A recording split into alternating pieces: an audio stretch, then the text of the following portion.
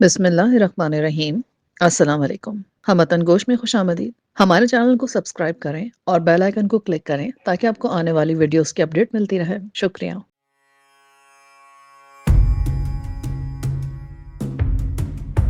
جب محبت میڈیا کے بازار میں ناچتی ہے، جب روحانیت سیاست کی سولی چڑھتی ہے، جب حسن و عشق سسٹم سے بغاوت کرتے ہیں، تب دلوں میں آگ بھڑکتی ہے اور آج دلوں کو جلا کر خاک کر دیتی ہے۔ شوبز، تصوف، سیاست اور محبت کے درمیان جھولتی دل کو داستان آج مسلسل کابر صدیق۔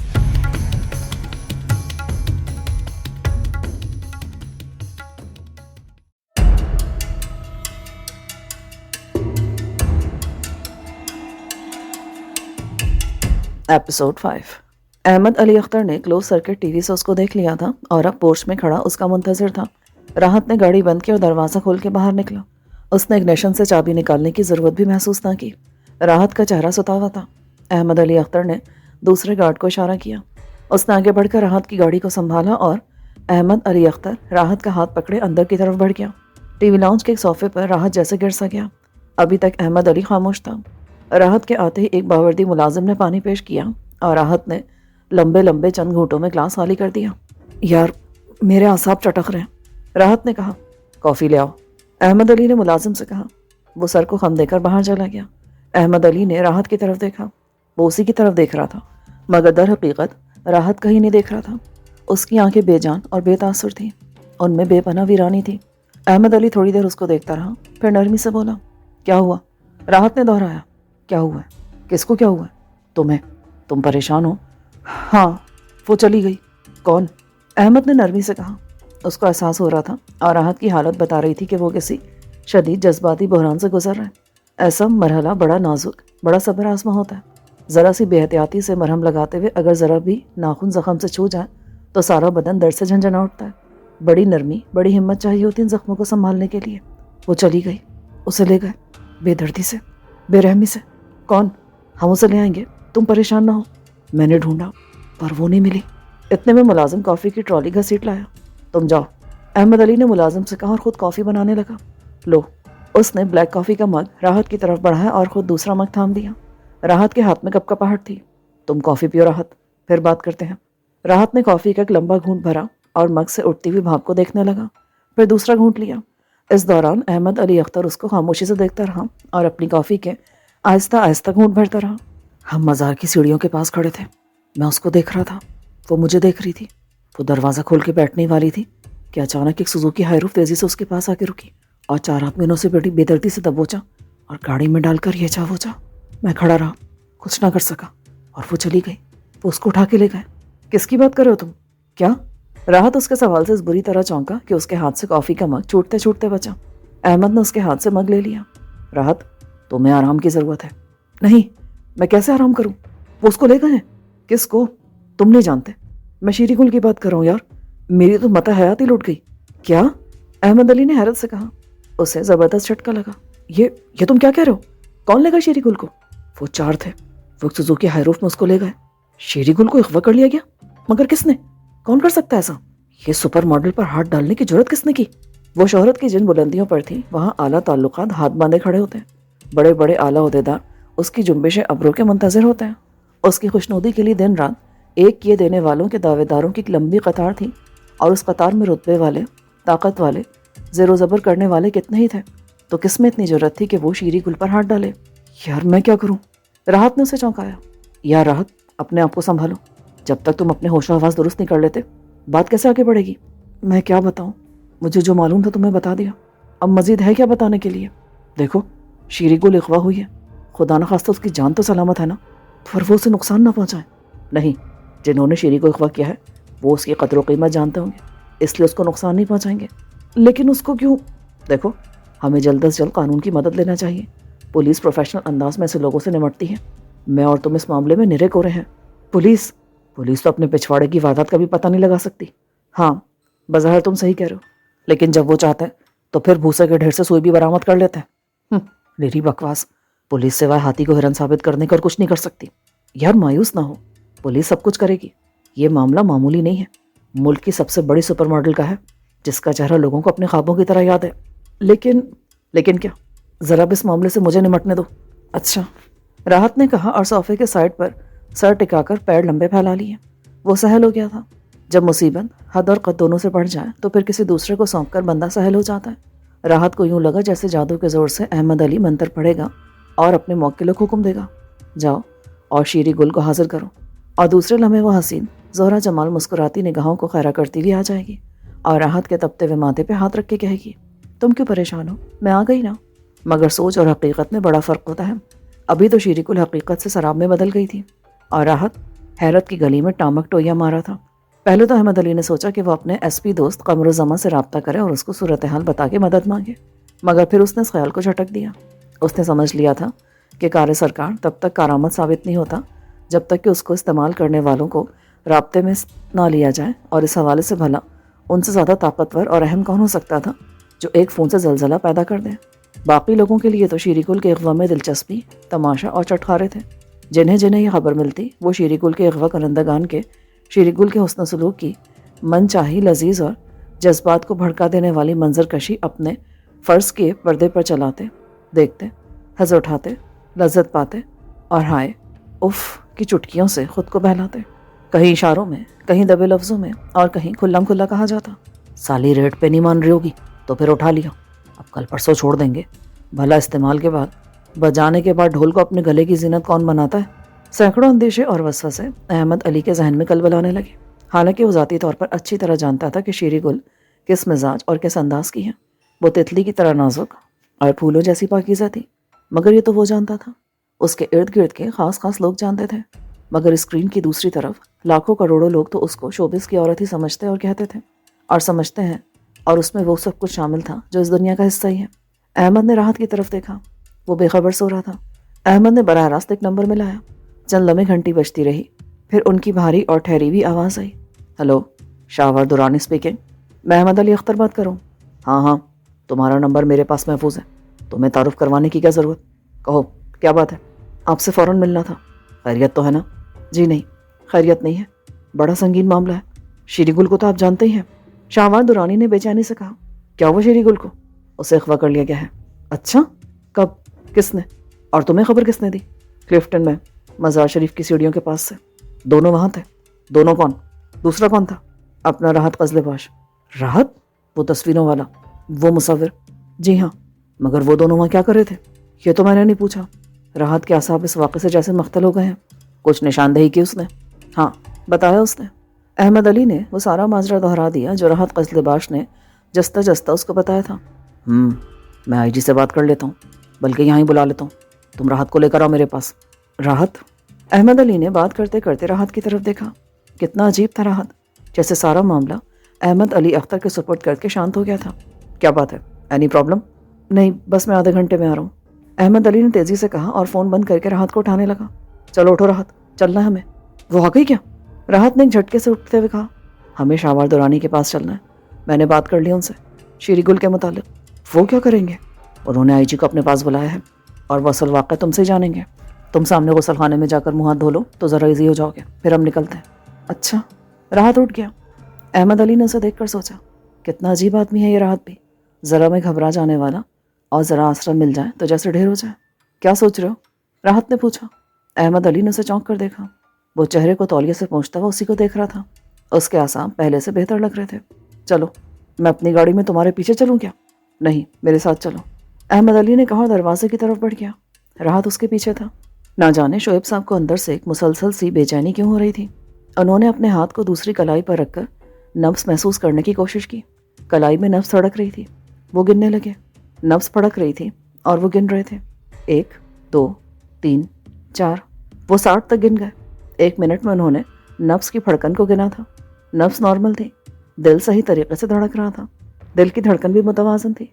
तो फिर मुझे घबराहट से क्यों हो रही है, शोएब अहमद सोच रहे थे। जिंदगी के पेचो हम उनके सामने आ रहे थे। साइमा से शादी, उसके भाई का मुतकब्बिराना रवैया। साइमा बहुत मोहब्बत करती थी उनसे, मगर कभी कभी उसकी दबी दबी सिसकियाँ उनको बेचैन करती थीं। वो रोती थी अपने भाई के लिए, जिसने उसको माँ और बाप دونوں ہی بن کے پالا تھا اور بہت ارمان تھے اس کے دل میں اپنی بیٹی جیسی بہن کے لیے، مگر سائمہ نے شعیب احمد سے شادی کر کے تمام ارمانوں پر پانی پھیر دیا اور محکمہ تعلیم کے ایک عام سے افسر سے شادی کر لی، اور وہ بھی اپنی مرضی سے، کورٹ میرج۔ پھر بھائی نے پلٹ کر بہن کا منہ نہیں دیکھا۔ سائمہ ساری زندگی شعیب کے منہ کو ہی دیکھتی رہی۔ وہ بہت سمجھدار اور ٹھنڈے مزاج کے آدمی تھے۔ اپنے رشتے وہ بہت پہلے ہی نوعمری میں کھو چکے تھے، اس لیے وہ رشتے کے درد کو اور بچھڑنے کی اذیت سے اچھی طرح آشنا تھے۔ اس لیے انہوں نے سائمہ کو جب بھی روتا محسوس کیا انجان بن گئے۔ سائمہ نے کبھی ان کے سامنے کسی پچھتاوے کا اظہار نہیں کیا تھا۔ وہ سچ مچ خوش تھی۔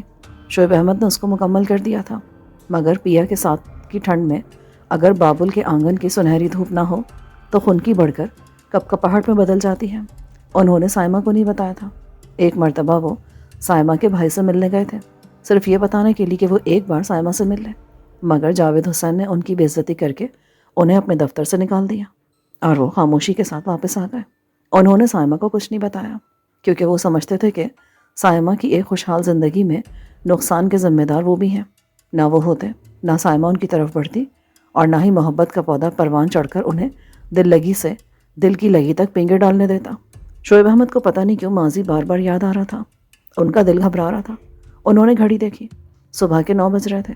وہ ناشتے کے بعد کی تمام دوائیاں لے چکے تھے، پھر بھی دل میں کوئی بے چینی اور سینے میں کرب سا تھا۔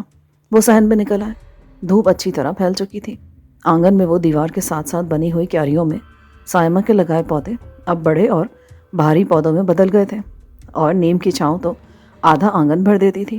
اس کے ایک موٹے سے تنے میں رسی ڈال کر ایک پلاسٹک کی کرسی بندھی ہوئی تھی، جس میں فریحہ بیٹھ کر انہیں اخبار پڑھتے، کتابیں پڑھتے دیکھتی رہتی تھی۔ باورچی خانے سے کبھی پراٹھے، کبھی سالن کے بھننے کی خوشبو آتی تھی۔ ارے بھائی، خوشبوؤں پر اکتفا کراؤ گی یا پھر کچھ کھانے کو بھی ملے گا؟ وہ کرسی پر بیٹھتے بیٹھتے آواز لگاتے تھے۔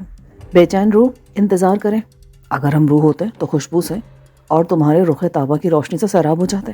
سائمہ، یہ تو مٹی کا بدن ہے، اسے کچھ تو چاہیے۔ تو مٹی کے بدن، وہیں گملے میں مٹی موجود ہے، چند مٹھیاں پھانک لے۔ سائمہ کی شوق آواز آتی اور پھر دونوں کے قہقہوں سے گھر گونج اٹھتا۔ سائمہ بھائی، چائے لاؤ۔ انہوں نے بے ساختہ آواز دی۔ پھر وہ اپنی ہی آواز کی باز کر سے چونک گئے۔ اپنے ارد گرد دیکھا، مگر کوئی نہ تھا۔ نیم کے بکھرے ہوئے زرد پتوں سے آنگن بھرا تھا۔ وہ نیم کے نیچے پڑی بیت کی کرسی پر بیٹھ گئے اور چاروں طرف دیکھنے لگے۔ ہر طرف اداسی تھی، مگر کیا واقعی اداسی تھی؟ کیاریوں میں 2 نئے گلاب کھلے تھے۔ ایک تتلی گیندے کے پیلے پھولوں کا جائزہ لے رہی تھی اور چڑیاں نیم کی شاخوں پر بیٹھی چوں چوں کر رہی تھیں۔ ارے ابو، آپ یہاں بیٹھے، میں آپ کو سارے گھر میں ڈھونڈ رہی ہوں۔ اچانک فریحہ کی آواز نے انہیں چونکا دیا۔ انہوں نے سر اٹھا کے فریحہ کی طرف دیکھا۔ وہ صحن میں کھلنے والے دروازے میں کھڑی انہیں دیکھ رہی تھی۔ بس ایسے ہی لگتا آپ کچھ اداس سے ہیں۔ فریحہ نے دونوں بازو اٹھا کے اپنے کھلے ہوئے بال سمیٹے اور پیچھے باندھ لیے، بالکل اپنی ماں کی طرح۔ بھئی، آج کے دن نہ تو اداس ہونے کی ضرورت ہے اور نہ ہی اجازت۔ میں کہاں اداس ہوں؟ تم یونیورسٹی نہیں جا رہی؟ ابو جانی، آج اتوار ہے، کہاں کو میں اب؟ اچھا، چلے میں پہلے چائے بناتی ہوں اور تھوڑی دیر بعد ناشتہ۔ کیا آج سرمد آئے گا؟ دوپہر کے کھانے پر فریحہ اندر چلی گئی اور چائے بنانے لگی۔ شعیب احمد کی سمجھ میں نہیں آ رہا تھا کہ ان کی طبیعت کیوں گھبرا رہی ہے۔ بظاہر تو سب ٹھیک ٹھاک تھا، مگر کوئی چیز انہیں اندر ہی اندر بے چین کری تھی۔ مگر وہ بے چینی کس وجہ سے تھی وہ تعین نہیں کر پا رہے تھے۔ فریحہ نے کچن کی کھڑکی میں سے دیکھا۔ شعیب احمد کسی گہری سوچ میں گم تھے۔ اچانک انہیں خیال آیا، اگر وہ اچانک مر گئے تو فریحہ کا کیا ہوگا؟ کیا کرنا چاہیے مجھے؟ مکان تو وہ پہلے ہی فریحہ کے نام منتقل کر چکے تھے۔ حکومت کے نئے قوانین کے مطابق ان کے انتقال کی صورت میں جب تک فریحہ کی شادی نہیں ہو جاتی ان کی پینشن فریحہ کو ملنی تھی۔ ہاں، وہ اپنی بے چینی کا سبب جان گئے تھے۔ ان کے اندر کی بے چینی فریحہ کا اکیلا پن تھا، یہی چیز ان کو چین نہیں لینے دے رہی تھی۔ مجھے اس فرض کی ادائیگی کر دینی چاہیے، وہ سوچتے رہے۔ زندگی صرف مالی آسودگی سے ہی نہیں گزرتی، اس کے لیے فرد کی ضرورت ہوتی ہے۔ پھر ان کا خیال سرمد کی طرف مڑ گیا۔ وہ بہت اچھا خیال کرنے والا مہذب لڑکا تھا، نرم طبیعت کا، سلجھا۔ دونوں باہمی دوست تھے، لیکن کیا یہ دوستی پسندیدگی تھی یا بس ایک صاف ستھری دوستی، یا پھر اس سے آگے؟ مجھے فریحہ سے پوچھنا چاہیے، یہ اچھی بات ہے۔ تو پھر سرمد سے پوچھوں؟ انہوں نے اپنے آپ سے سوال کیا۔ اب لڑکی کا باپ ہوتے ہوئے کیا اچھا لگوں گا پوچھتے ہوئے؟ اگر بات فقط دوستی تک ہوئی تو پھر تعلق کا بھرم ہی جاتا رہے گا۔ وہ رائے دے رہے تھے اور خود ہی اپنی رائے کو مسترد بھی کر رہے تھے۔ ابو، اندر آ جائیں، چائے تیار ہے۔ وہ اٹھ کر اندر چلے آئے۔ فریحہ نے چائے کے ساتھ میٹھے اور نمکین بسکٹ رکھے ہوئے تھے، انہیں اچھا لگا۔ سائمہ بھی انہیں کبھی خالی پیٹ چائے نہیں پینے دیتی تھی۔ آج کھانے میں کیا بناؤں؟ کھانے میں تم اپنی پسند کا بنا لو، یا پھر جو سرمد کو اچھا لگے۔ اسے تو دال چاول اور کھڑے مسالے کا قیمہ پسند ہے، فریحہ نے بے ساختہ کہا اور پھر جلدی سے سر کو جھکا لیا۔ اس کے چہرے پر ہلکا سا گلابی رنگ پھیل گیا تھا۔ اچھی بات ہے، قیمہ ہے یا لا دوں؟ میں بھی دیکھ کے بتا دوں۔ فریحہ نے اپنا کپ نیچے رکھا۔ ارے نہیں نہیں، پہلے اطمینان سے چائے پی لو۔ انہوں نے اسے ٹوکا اور پھر خاموش ہو گئے۔ تھوڑی دیر بعد وہ بولے، سرمد اچھا لڑکا ہے۔ جی۔ کیا تم اس کو پسند کرتی ہو؟ فریحہ چپ رہی۔ تمہاری ماں ہوتی تو یہ مرحلہ زیادہ آسان ہوتا۔ ماں تو بیٹی کی سہیلی ہوتی ہے، مگر میں اس لیے پوچھ رہا ہوں کہ میں چاہتا ہوں کہ تم کبھی خود کو اکیلی نہ سمجھنا۔ کیا مطلب؟ میں کب اکیلی ہوں؟ میرے پاس آپ جو ہے۔ ہاں میں تو ہوں، لیکن کب تک؟ ایسی باتیں مت کریں ورنہ میں رونا شروع کر دوں گی۔ جو باتیں اچانک ہو جائیں ان کا صدمہ بہت زیادہ ہوتا ہے، لیکن اگر ہم انہونی کے لیے تیار رہے نا تو پھر عین موقع پر حواس باختہ نہیں ہوتے، اعصاب نہیں ٹوٹتے، سنبھلنے کا وقت مل جاتا ہے۔ فریحہ نے غور سے باپ کو دیکھا۔ وہ ٹرے میں پڑے بسکٹوں کو بڑے غور سے دیکھ رہے تھے۔ یہ جو بسکٹ ہے نا، جب چائے کی پیالی میں سے ڈبو کر جلدی واپس نہ نکالو نا تو چائے میں ہی ٹوٹ جاتا ہے، بکھر جاتا ہے۔ زندگی بھی وقت کے پیالے میں اسی طرح ڈوبتی ابھرتی رہتی ہے۔ دل کی ذرا سی دھوکہ دہی، اس کا تھوڑا سا اوپر نیچے ہو جانا، سانس کا ذرا ٹھہر جانا بندے کو چرمرا کے رکھ دیتا ہے، اور زندگی کی ڈور موت کے ہاتھ تھام لیتے ہیں، لپیٹ دیتے ہیں فرد کی ہستی کا دفتر۔ پتہ نہیں کیوں شعیب آج بہت اداس تھے۔ فریحہ نے کہا، ہم دونوں چلے سامان لینے کے لیے؟ نہیں۔ کیا تم نے مجھے کو قنوتی بڈھا سمجھا ہے یا اعصاب زدہ شخص؟ نہیں نہیں، میں تو اس لیے کہہ رہی تھی کہ باتوں باتوں میں وقت گزر جائے گا۔ اس میں ہنسنے کی کیا بات ہے؟ تو اس میں منہ بسورنے کی کیا بات ہے؟ شعیب احمد نے مسکراتے ہوئے کہا۔ کپ رکھ کر انہوں نے دراز سے پیسے نکالے اور مارکیٹ کے لیے گھر سے نکل گئے۔ مارکیٹ گھر سے تھوڑی دور تھی۔ فریحہ نے خالی برتن سمیٹے اور کچن میں مصروف ہو گئی۔ 11:30 بج رہے تھے۔ ابھی اس نے برتن دھوئے ہی تھے کہ اس کا فون بج اٹھا۔ اس نے جلدی سے فون اٹھایا۔ سرمد کی ویڈیو کال تھی۔ اس نے منقطع کر دی۔ سرمد نے فوراً دوبارہ کال کی۔ فریحہ نے ریسیو کر لی۔ میری ویڈیو کال کیوں نہیں لی تم نے؟ اس وقت میں صفائی کری ہوں نا کچن میں، میرا حلیہ بالکل ماسیوں والا ہو رہا ہے۔ کوئی بات نہیں، مجھے تو عادت ہے۔ کیا مطلب؟ میں تمہیں ماسیوں والے حلیے میں ملتی ہوں؟ ارے بابا، ذرا سا مذاق برداشت نہیں ہوتا تم سے۔ یہ بتاؤ اس دوپہر میں کیا کھلا رہی ہو؟ کیا کھاؤ گے؟ دال چاول اور شامی کباب۔ تو آ جاؤ۔ پاپا کہاں ہیں؟ پاپا تو مارکیٹ گئے، کھڑے مسالے کا قیمہ کھانے کا جی چاہ رہا تھا ان کا۔ تو پھر وہی بنا لینا، شامی کباب رہنے دو، تھک جاؤ گی تم۔ میں کیوں تھک جاؤں گی؟ دال قیمہ چڑھا دیتی ہوں، تم آؤ گے تو قیمہ پیس دینا، منٹوں میں کباب بن جائیں گے۔ اب تمہاری فرمائش ٹالی تو نہیں جا سکتی نا۔ نوازش، کرم، شکریہ، مہربانی۔ خیر تو ہے؟ آج بڑے موڈ میں لگ رہے ہو۔ جب جیب بھاری ہو نا تو موڈ خوشگوار ہو جاتا ہے۔ کیا لاٹری لگ گئی ہے؟ پرانے ٹیوشن کے 15,000 مل گئے اور 2 نئے ٹیوشن کے ایڈوانس 15,000 مل گئے۔ یوں سمجھو مزے ہی مزے۔ یہ تو بہت اچھا ہوا، مگر دیکھو فضول خرچی مت کرنا، جو حکم سرکار کا۔ اب آ جاؤ اور مجھے کام کرنے دو۔ فریحہ نے لائن کاٹ دی۔ ابھی اس نے کچن صاف کیا ہی تھا کہ دروازے پر گھنٹی بجی۔ اس نے دروازہ کھولا تو سامنے شعیب احمد سامان سے لدے پھندے کھڑے تھے۔ ارے ابو، کیا کیا لے آئے؟ گوشت، مرغی، سبزیاں اور کچھ پھل۔ وہ مسکرا کر بولے اور ڈائننگ ٹیبل کی کرسی کھینچ کر بیٹھ گیا۔ فریحہ نے انہیں پانی آ کر دیا۔ سرمد کب تک آئے گا؟ تھوڑی دیر میں آ جائے گا، ابھی کال آئی تھی اس کی۔ چائے بنا دو آپ کے لیے؟ ہاں۔ وہ اٹھ کر اپنے کمرے میں چلے گا۔ فریحہ نے شاپرز اٹھایا اور انہیں کچن کی ٹیبل پر رکھ دیا۔ چائے کا پانی چڑھا کر وہ سامان دیکھنے لگی۔ تھوڑی دیر میں چائے بنا کر اس نے باپ کو دی اور خود کھانے کی تیاری میں لگ گئی۔ شعیب احمد اپنے کمرے میں چائے پیتے ہوئے ٹی وی دیکھ رہے تھے۔ فریحہ کے گنگنانے کی آواز بھی کبھی کبھی آ جاتی تھی۔ وہ خوش تھی۔ چائے پیتے پیتے انہیں نیند سی آنے لگی۔ وہ مارکیٹ کا چکر لگا کے تھک گئے تھے۔ انہوں نے پاؤں سیدھے کیے اور لیٹ گئے۔ تھوڑی ہی دیر میں ان کی آنکھ لگ گئی۔ فریحہ نے کام کرتے ہوئے ایک بار کمرے میں جھانکا۔ وہ بے خبر سو رہے تھے۔ ٹی وی چل رہا تھا۔ اس نے ریموٹ اٹھا کر ٹی وی آف کیا، پردے برابر کر کے ایک نظر باپ کو دیکھا اور باہر نکل گئی۔ کام کرتے ہوئے وقت کا پتہ ہی نہ چلا۔ موبائل پر میسج بیل ہوئی تو اس نے دیکھا سرمد کا میسج تھا۔ دروازہ کھولو۔ اس نے دیوار کی گھڑی کی طرف دیکھا۔ 2 بج رہے تھے۔ بیل کیوں نہیں دی؟ اس نے دروازہ کھولتے ہوئے پوچھا۔ میں نے سوچا انکل سو رہے ہوں گے، بیل کی آواز سے ڈسٹرب نہ ہو جائے۔ بڑا خیال ہے اپنے انکل کا۔ بھائی ہم تو ایسے ہی ہیں، محبت کرنے والے، خیال کرنے والے، کوئی مانے کیا نہ مانے۔ اچھا، کون نہیں مانتا بھلا؟ تم۔ بس شروع ہو گئی تمہاری بیتوکی باتیں۔ فضول باتوں میں تم ماسٹر ہو۔ اچھا جی، یہ فریج میں رکھ دو۔ کیا ہے یہ؟ آئس کریم، چیکو اور اسٹرابیری، دونوں فلیورز ہیں۔ مجھے تو اسٹرابیری پسند ہے، کیا تمہیں چیکو پسند ہے؟ فریحہ نے آئس کریم فریزر میں رکھتے ہوئے کہا۔ تمہاری پسند تو مجھے معلوم ہے ہی کہ تم مجھے پسند کرتی ہو۔ کاش میں اسٹرابیری ہوتا جس کو تم کھا جاتی۔ चीकू अंकल को पसंद है। तुम्हें कैसे मालूम? बस हमें अपने मुतल्लका लोगों की पसंद नापसंद मालूम होती है। माँ बदौलत को इल्हाम होता है। माशाल्लाह भाई, ज़रा ये तो बताओ आज मैंने क्या ख़ास चीज़ पकाई है? तुमने मेरा ख्याल है तुमने बनाया है असल में आज इतवार है ना, तो इल्हाम के मुतल्लिका फ़रिश्ते छुट्टी पर हैं।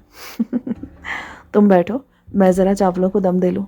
अच्छा है, मैं यहीं बैठ जाता हूँ, तुम्हें काम करता देखता रहूँगा। वो डाइनिंग टेबल की चेयर खींचकर बैठ गया। फरिया किचन में चली गई। खाना तकरीबन तैयार था। उसने शामी कबाब फ्रिज से निकाल कर माइक्रोवेव ओवन में डिफ्रॉस्ट किए और तलने लगी। कबाबों की खुशबू फैल गई। बड़ी अच्छी खुशबू है। सरमत ने नाक फुला के खुशबू को सूंघा। फरीहा ने 2 शामी तल के उसके आगे रख दिए। शुरू हो जाओ, अब्बू भी उठ जाते हैं अभी। कब से सो रहे हैं? 1.5 घंटा हो गया होगा, मार्केट आने जाने में थक गए थे। अच्छा, सरमत ने कबाब खाते हुए कहा। सामने फरीहा कबाब तल रही थी। हरारत और तपिश से उसका चेहरा लाल हो रहा था। नाक में याकूत की नन्ही सी लौंग पर सर हिलाते हुए, गर्दन को जुम्बिश देते हुए किसी खास जाविये से अचानक रोशनी पड़ती तो वो चमक उठती। फरीहा उस लम्हे उसको बहुत अच्छी लगी। फरीहा ने एक मरतबा उसकी तरफ देखा। वो बड़ी महवियत से उसी की तरफ देख रहा था। क्या देख रहे हो? तुम्हारे सिवा कुछ नजर ही नहीं आता। फरीहा मुस्कुरा दी। थोड़ी देर में खाना तैयार हो गया। उसने टेबल पर खाना लगाया और खाने के लिए शोएब अहमद को आवाज़ दी। पापा उठे, खाना तैयार है। अच्छा, क्या सरमद आ गया है? जी, आ जाइए, खाने पर इंतज़ार है आपका। गर्मा गर्म कबाब और खड़े मसाले का कीमा। वाह भाई, आज तो हमारी बेटी ने दावत कर डाली, उन्होंने खुशदिली से कहा और स्लीपर पहनकर उठ खड़े हुए। मैं आता हूँ। वो मुंह पर पानी के छपाके मार के तौलिए से पहुँचते हुए बाहर आए। सरमद उन्हें देखते उठ खड़ा हुआ। अस्सलाम वालेकुम अंकल। वालेकुम अस्सलाम। मुझे उठा लिया होता, आप सो रहे थे तो मैंने सोचा ज़रा आराम करने दूँ। हाँ, बाद में दिमाग खा लूँगा। फरिया ने उसकी बात करते हुए कहा। हाँ, अगर तुमने को छोड़ा हुआ तो। सरमद भला कहाँ हिसाब बाकी रखने वाला था। शोएब अहमद दोनों की नोक झोंक देखकर मुस्कुरा रहे थे। फिर इन्हीं बातों में खाना शुरू हो गया। खाने के बाद फरिया ने आइसक्रीम निकाली। पापा, सरमद आपके लिए चीकू फ्लेवर लेकर आए हैं। चीकू फ्लेवर? शोएब अहमद ने चौंक कर सरमद की तरफ देखा। भला तुम्हें कैसे मालूम हुआ कि मुझे चीकू पसंद है? काफ़ी दिन पहले जब हम लोग आइसक्रीम पार्लर गए थे तो आपने अपने लिए चीकू फ्लेवर ही मंगवाया था, मुझे याद है। शोएब अहमद को बहुत अच्छा लगा। शुक्रिया बेटा। बेटा भी कहते हैं और शुक्रिया भी अदा करते हैं, ऐसे नहीं चलेगा अंकल। इन्हीं बातों में आइसक्रीम खाई गई। फिर फरिया बोली, आप लोग बातें करें, मैं ज़रा बर्तन समेट लूँ। ओके, मैं कुछ मदद करूँ? नहीं, आप बस पापा से बातें करें। वो हंसकर बोली और झूठे बर्तन एक ट्रे में इकट्ठा करने लगी। शोएब अहमद उठकर अपने कमरे में चले गए। साथ ही उन्होंने सरमद को अपने पास आने का इशारा किया। सरमद उनके साथ पड़े सोफे पर बैठ गया। थोड़ी देर कमरे में खामोशी रही। फिर सरमद बोला, अगर आप नाराज़ ना हो तो मैं एक बात कहना चाहता हूँ। कहो। मुझे नहीं मालूम कि मुझे बात कहाँ से शुरू करनी चाहिए और कैसे। आप तो जानते कि इस दुनिया में मेरा कोई नहीं, इसलिए मेरी बात को गुस्ताखी ना समझिएगा। तुम इत्मीनान से कहो जो कहना चाहते हो। मुझे तुम फरिया ही की तरह अजीज़ हो। शुक्रिया। अगर मैं आपसे कुछ मांगूँ तो आप इनकार तो नहीं करेंगे ना? उसने आहिस्तगी से कहा और नज़रें झुका ली। शोएब अहमद ने उसे देखा। उसका सर झुका हुआ था और आंखें फर्श पर गड़ी थीं। मेरे पास जो सबसे कीमती चीज़ है वो तो बस एक ही है, फरीहा। जी, और मैं तुम्हें और फरीहा दोनों को ही किसी मुश्किल में नहीं डालना चाहता। मुझे एहसास है कि तुम दोनों एक दूसरे को पसंद करते हो और मैं हुसूल के कर्ब में तुम्हें मुब्तला नहीं करना चाहता। जी, मैं समझा नहीं। हुसूल का कर्ब? तुम नहीं समझोगे। बाज़ औक़ात हुसूल की जो कीमत अदा करनी पड़ती है उसमें एक होने के बावजूद, मंजिल पा लेने के बावजूद भी रिश्तों के बिछड़ने का ज़ख्म सुकून नहीं लेने देता। शायद हम में से कुछ लोग माफ़ करना ही नहीं जानते। मोहब्बत करना, साथ ज़िंदगी की ख्वाहिश करना बाज़ औक़ात हमारे लिए गुनाह बना दिया जाता है। हम मोहब्बत को तोड़ देते हैं, मरोड़ देते हैं, नफ़रत के ठुड्डे मार मार कर दिलों को मुर्दा कर देते हैं। शायद हम अपनी नाकामी और नामुरादी का लाशऊरी इंतकाम लेने पर तुल जाते हैं और अपने रिश्तों को बेदर्दी से कुचल देते हैं। जी, क्या समझे? जी, आप सही कह रहे हैं। मेरी दुआएं तुम्हारे साथ हैं, उन्होंने नरमी से कहा। उन्होंने खुदा का बड़ा शुक्र अदा किया कि उन्हें उसने कहने की हिद्दत से बचा लिया। लफ्ज़ भी तो तपिश रखते हैं, समझने वाले उन लफ्ज़ों से जल जाते हैं, ज़ख्मी हो जाते हैं। आप मुझे अपना बेटा ही पाएंगे, मुझे यकीन है। इस लम्हे उन्हें साइमा याद आ रही थी। उसके भाई जावेद हुसैन का रवैया याद आ रहा था। किस तल्ख नवाई से उसने उन्हें अपने घर से निकालते हुए क़ता ताल्लुक़ का ऐलान किया था। पापा, अचानक फरिया कमरे में दाखिल हुई और उन दोनों को खामोश देखकर ठिठक गई। खैरियत तो है? आप दोनों बड़े खामोश हैं। शोएब अहमद उसे देखकर उठ बैठे और अपने पास पड़े सोफे पर बैठने का इशारा करते हुए बोले, ये जो अपने सरमद साहब है ना, یہ مجھ سے کچھ مانگ رہے ہیں؟ اچھا، کیا مانگ رہے ہو میرے پاپا سے؟ خبردار، میری اجازت کے بغیر تمہیں کچھ نہیں ملنے والا۔ ہاں مگر غلطی ہو گئی، شعیب احمد نے کہا۔ کیا غلطی ہو گئی؟ میں نے دینے کی حامی بھر لی ہے۔ کیا دینا ہے آپ کو؟ سرمد نے مجھ سے تمہیں مانگا ہے اور میں نے وعدہ کر لیا ہے۔ جی؟ فریحہ کو قطعاً توقع نہ تھی کہ شعیب احمد اس سے یہ بات کہیں گے۔ چند لمحے کے لیے تو وہ حیرت زدہ ساکت سی رہ گئی، پھر سنبھلتے ہوئے بولی، لیکن میں آپ کو نہیں چھوڑ سکتی، میرے لیے آپ سے علیحدہ رہنا ممکن ہی نہیں ہے۔ یہ تو بات کی بات ہے، پہلے یہ بتاؤ کہ تمہیں کوئی اعتراض تو نہیں؟ یعنی جو میں کہہ رہی ہوں آپ کو اس کی پرواہ ہی نہیں؟ تمہیں کون الگ کر رہا ہے؟ بھلا بیٹیاں بھی دل سے جدا ہوتی ہیں کبھی؟ تو پھر ایسا کیوں کہہ رہے ہیں؟ بھائی میں باپ ہوں اور میری کچھ ذمہ داریاں ہیں۔ میں عمر اور صحت کی اس منزل پر ہوں جہاں مجھے اپنے آپ کا بھروسہ نہیں۔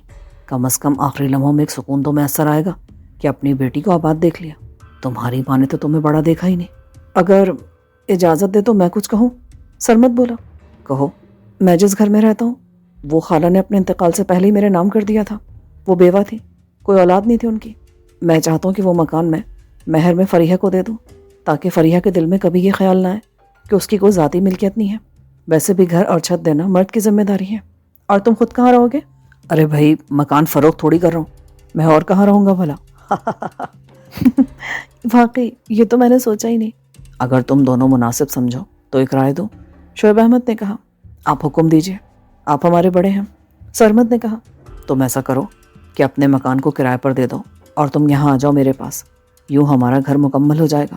بیٹا اور بیٹی دونوں بڈھے کے پاس رہیں گے، آخر وقت میں کوئی منہ میں پانی ڈالنے والا ساتھ ہوگا، پاس ہوگا۔ کیسی فضول باتیں کر رہے ہیں پاپا آپ؟ بالکل غلط بات ہے انکل، یہ آپ حکم دیجئے۔ تو گویا تم دونوں کو اس تجویز پر کوئی اعتراض نہیں ہے؟ آپ کا حکم سر آنکھوں پر، سرمد نے کہا۔ مگر یوں لگتا ہے کہ جیسے فریحہ کو اس فیصلے پر کوئی خوشی نہیں ہوئی۔ کیا مطلب؟ وہ جلدی سے بولی، پھر چپ ہو گئی۔ سرمد کی بات کا مفہوم سمجھ کر اس کا چہرہ لال ہو گیا تھا۔ اگر خوشی ہوتی نا تو منہ میٹھا کرواتی، کچھ نہیں تو چائے ہی پلا دیتی۔ فریحہ کو تو موقع چاہیے تھا، وہ فوراً اٹھ گئی۔ میں ابھی چائے لاتی ہوں۔ شعیب احمد ہنسنے لگے، اس بار ان کی ہنسی میں خوشی کی جھلک تھی۔